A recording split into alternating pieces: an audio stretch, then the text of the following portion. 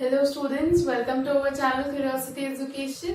आज हम स्टार्ट कर रहे हैं इंटीग्रेटेड रेट इक्वेशन। अभी तक हमने क्या किया है, हम जब भी बोल रहे हैं कि हमें रेट निकालना है किसी भी गिवन रिएक्शन के लिए, for example a given reaction is reacting are converting into product। ठीक है, एक रिएक्टेंट आर है जो प्रोडक्ट टी में कन्वर्ट हो रहा है, इस तरीके से मान लेते हैं।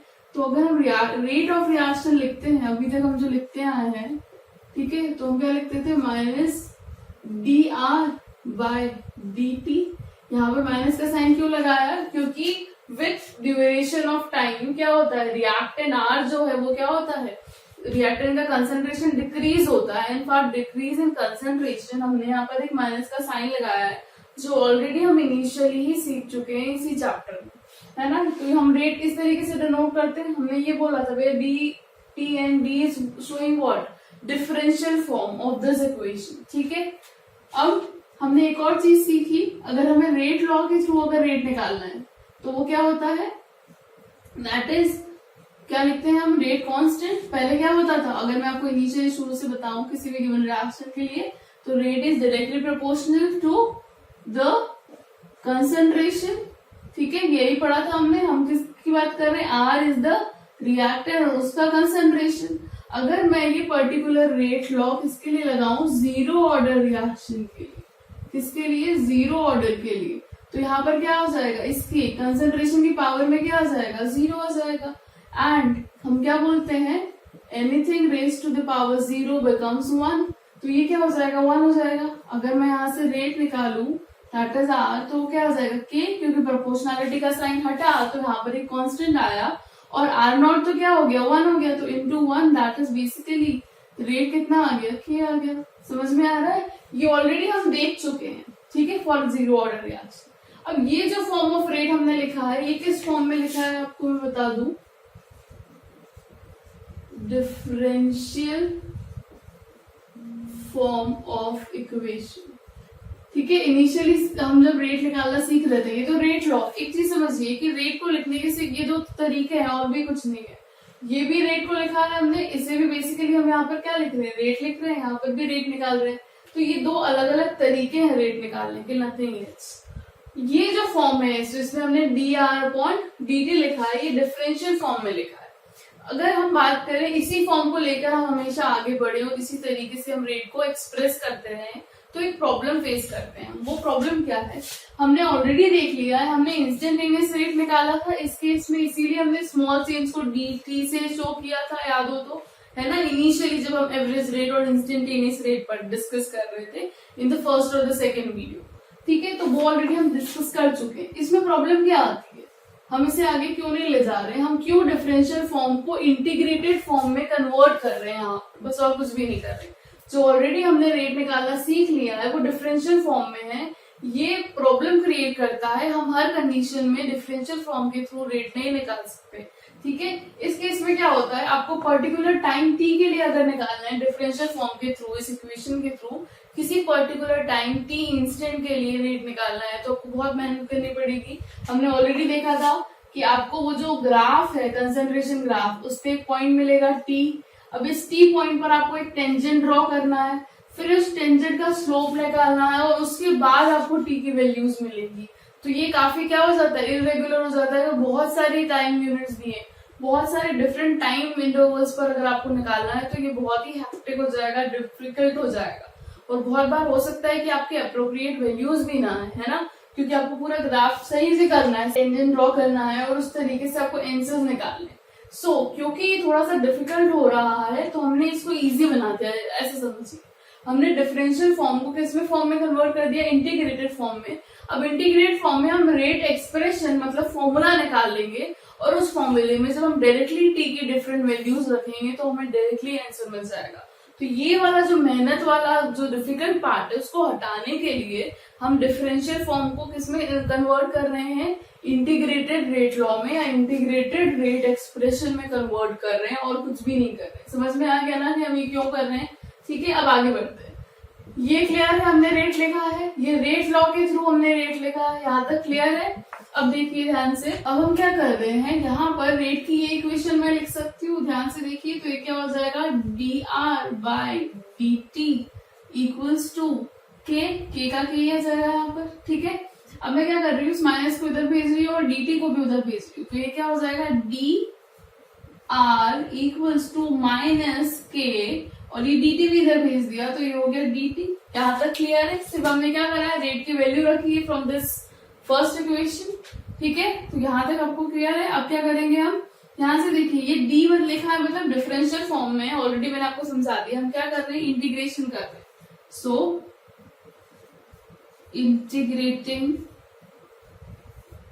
बोथ साइड, क्या हो जाएगा, हम इंटीग्रेट कर रहे हैं, D R equals to minus K क्या है, कांस्टेंट है, ऑलरेडी हमने निकाला है ना, रेट कांस्टेंट है, तो कांस्टेंट का इंटीग्रेशन हम नहीं कर सकते, तो हम क्या कर रहे हैं, इंटीग्रेशन ऑफ dt, ठीक है।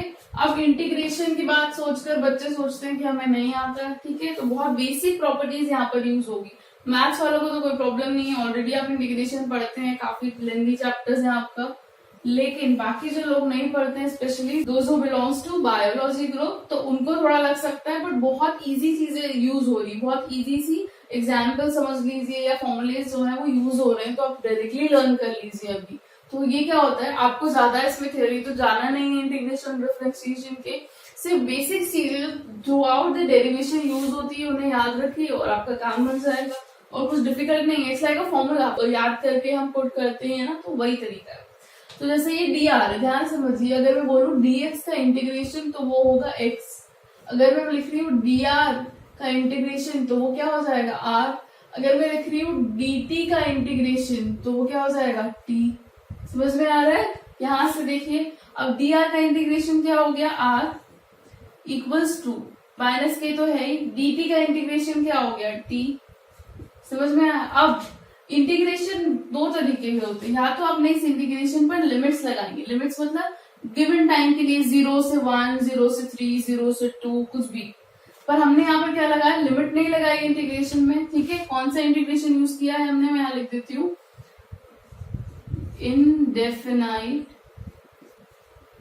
Integration. So during this indefinite integration, जब आप लिमिट्स नहीं लगाते हैं तो इंटीग्रेशन करने के बाद एक कांस्टेंट ऑफ इंटीग्रेशन आता है। यहाँ पर मैं लिख देती हूँ, where c is constant of integration, ठीक है। अगर हम लिमिट्स लगाते हैं तो हम c नहीं लगाते, c i कुछ भी आपके बुक में अलग अलग मिल सकते हैं। तो यहाँ तक सब कुछ क्लियर है। अगर मैं इस रिएक्शन के लिए क्या कर दूं, इनिशियल कंडीशंस अप्लाई कर दूं, by applying initial conditions. Initial condition का मतलब क्या है, जब रिएक्शन शुरू ही नहीं हुई है, टाइम 0 की बात कर, t0, ठीक है, रख दिया। अगर टाइम 0 है तो r कैसा होगा, रिएक्टेंट का कंसंट्रेशन कैसा होगा, क्योंकि रिएक्टेंट तो चेंज ही नहीं हुआ है, तो वो ओरिजिनल कंसंट्रेशन के बराबर होगा, दैट इज r नॉट। तो t इक्वल्स टू 0 और r equals to r not अगर मैं इस इक्वेशन में रख दूं, तो हम देख लेते हैं क्या हो जाएगा इस इक्वेशन में। मैं इसको दे देती हूँ इक्वेशन नंबर 1, ठीक है। तो आप लिख दीजिए, इक्वेशन नंबर 1 में हम ये वैल्यूज पुट कर रहे हैं, तो क्या हो जाएगा, r के प्लेस पे क्या दिख रहा है हमें, r नॉट दिख रहा है, तो ये हो गया r नॉट, ठीक है, इक्वल्स टू माइनस के तो है ही, t के प्लेस पे हमें 0 रखना है, तो इंटू 0 प्लस c। समझ में आ रहा है ये क्या हो रहा है, तो r नॉट इक्वल्स टू ये तो 0 हो गया पूरा, इक्वल्स टू c आ गया। So by putting the value of c into equation 1, अब c की ये वैल्यू मैं इक्वेशन 1 में ही रख दूंगी। समझ में आ रहा है। ये इक्वेशन जब आई तो हमने इस पे पहले इनिशियल कंडीशन अप्लाई करी, इनिशियल कंडीशंस अप्लाई करने की वजह से हमें r नॉट की एक वैल्यू मिली, या फिर बोल दीजिए c equals to r not मिला। अब c की वैल्यू में वापस उसी इक्वेशन में रख दूंगी, किसमें, इक्वेशन नंबर 1 में रख दीजिए। तो ये क्या हो जाएगा, इक्वेशन नंबर 1 क्या है, r इक्वल्स टू माइनस के टी प्लस c के प्लेस पे हमें रखना है r नॉट, तो ये हो गया r नॉट, क्लियर है यहाँ तक? सिर्फ वैल्यूज पुट की है हमने। अब इसको इधर ले आइए, माइनस में था तो प्लस में हो जाएगा, तो K T equals to R not minus R. यहाँ तक क्लियर है? यहाँ से अगर मैं k निकालू तो क्या आ जाएगा, k equals to R not minus R upon T. ये हो गया हमारा integrated rate equation for zero order reaction. क्या हो गया? Integrated rate equation for zero order reaction. यहां तक तो क्लियर है? ये हमने निकाल ली जीरो ऑर्डर के लिए। अब कोई भी टाइम t दिया, यहाँ पर क्या है, k क्या है, कांस्टेंट है, t is time t, R not क्या, किसी भी गिवन रिएक्टेंट का ओरिजिनल कंसंट्रेशन और ये एक्चुअल रिएक्टेंट का जो कंसंट्रेशन उस टाइम पर होगा वो। तो ये गिवन वैल्यूज रखकर आप बहुत इजीली न्यूमेरिकल सॉल्व कर सकते हैं। ऑफ कोर्स ये आपको बहुत ज्यादा काम आने वाला है न्यूमेरिकल्स में, तो ये फॉर्मूला नंबर 1 याद कर लीजिए, integrated rate equation for zero order reaction. ठीक है, यहाँ से आपको एक चीज और पता चल सकती है कि ये दोनों में क्या है, इनवर्स रिलेशन है। अगर आपको किसी थियोरेटिकल कंसेप्ट में अप्लाई करना है तो ये ऑब्जर्वेशंस आपको यूज करना आना चाहिए, है ना, इसे देखकर। अब हम क्या करेंगे, इस पर्टिकुलर के लिए इस रिएक्शन पर हमें ग्राफ प्लॉट करना है, तो हम इस रिएक्शन पर ग्राफ प्लॉट कर लेते हैं। अब इसके लिए तो हम इस रिएक्शन के लिए, इस इक्वेशन के लिए क्या करेंगे, ग्राफ प्लॉट करेंगे। मैं इसे यहाँ लिख लेती हूँ, आर इक्वल्स टू माइनस के टी प्लस आर नॉट। इसे हम लाइन की इक्वेशन के साथ कंपेयर कर सकते हैं और इजीली ग्राफ प्लॉट कर सकते हैं। आपने पढ़ी होगी y equals to M X plus C, ये कुछ इससे रिजेंबल कर रही है, तो y equals to M X plus C पे आपको जो ग्राफ आता है वही इसका ग्राफ होगा इंटरसेप्ट के साथ। दैट इज ये y एक्सिस है, ये x एक्सिस है, सबको कंपेयर कर लीजिए। y पर मुझे क्या बनाना है, this is y axis, y पर क्या आएगा, कंसंट्रेशन ऑफ रिएक्टेंट बना दिया।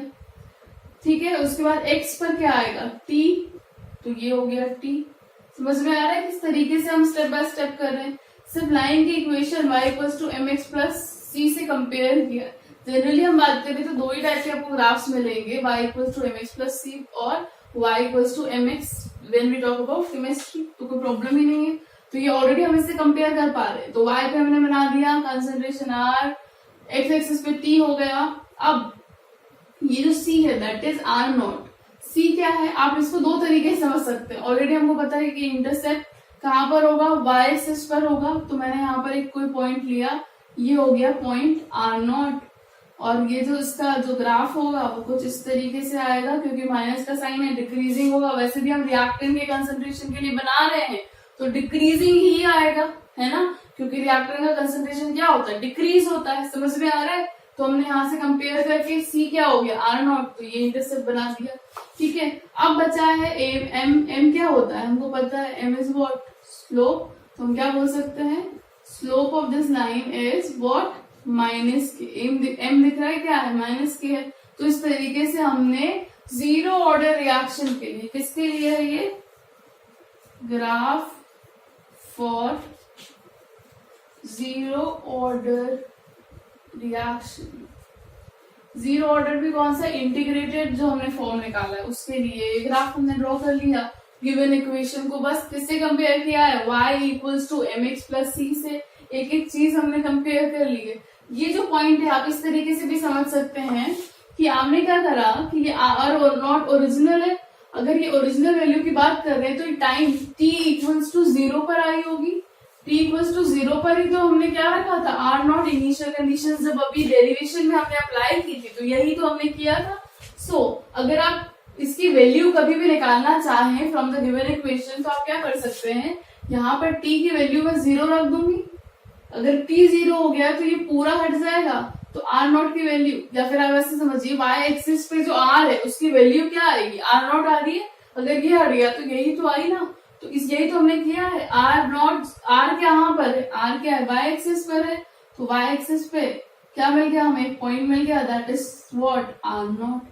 समझ में आ रहा है? तो दो तरीके से, या तो आपको डायरेक्टली पता है कि ये पॉइंट यहीं पर आने वाला है, या फिर नहीं पता है तो हमने इनिशियल कंडीशन अप्लाई कर दी, तो हमें आर क्या मिला, आर नॉट मिला, और हमने वो पुट करके इस तरीके से ग्राफ ड्रॉ कर दिया और डेरिवेशन भी कंप्लीट हो गया है किसका, zero order reaction. So here we end this video. If you are getting benefited from our videos, then definitely like, share, subscribe. Also press the bell icon for more notifications from our side. Thanks a lot for watching this video.